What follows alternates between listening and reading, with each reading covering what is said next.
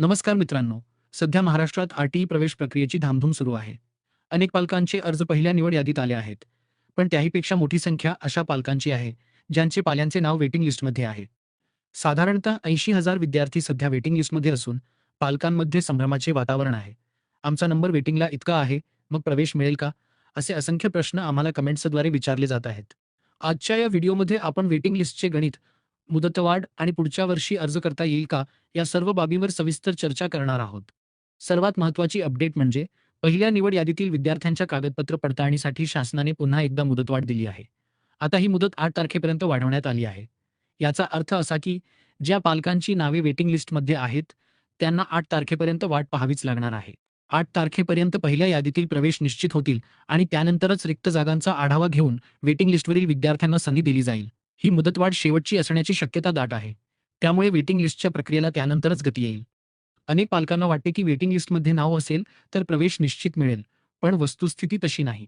हे सर्व शाळेतील रिक्त जागांवर अवलंबून असते. समजा एखाद्या शाळेत 18 जागा आहेत, तर तिथे 18 विद्यार्थ्यांची निवड आधीच झाली आहे.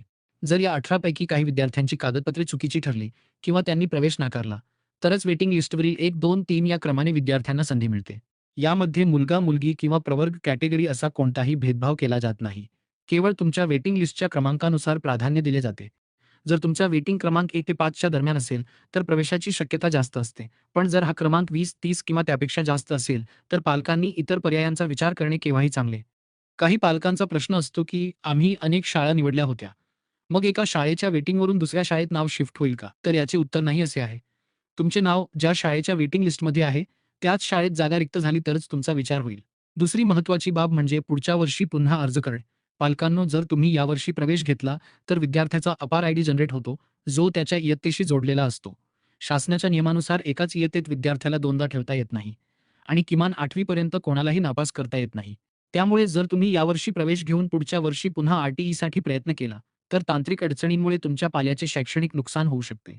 थोडक्यात सांगायचे तर आर-टी-ई प्रक्रिया आता अंतिम टप्प्यात असून वेटिंग लिस्टचे भवितव्य 8 तारखेनंतरच स्पष्ट होईल. पालकांनी आपल्या पाल्याचा वेटिंग क्रमांक आणि शाळेतील रिक्त जागांचा अंदाज घेऊनच निर्णय घ्यावा, जेणेकरून विद्यार्थ्याचे शैक्षणिक वर्ष वाया जाणार नाही. तुम्हाला ही माहिती कशी वाटली, हे कमेंट बॉक्समध्ये नक्की सांगा. आर-टी-ई किंवा इतर सरकारी योजनांच्या खात्रीशीर माहितीसाठी योजना परिचय चॅनलला नक्की लाईक, शेअर आणि सबस्क्राईब करा. धन्यवाद.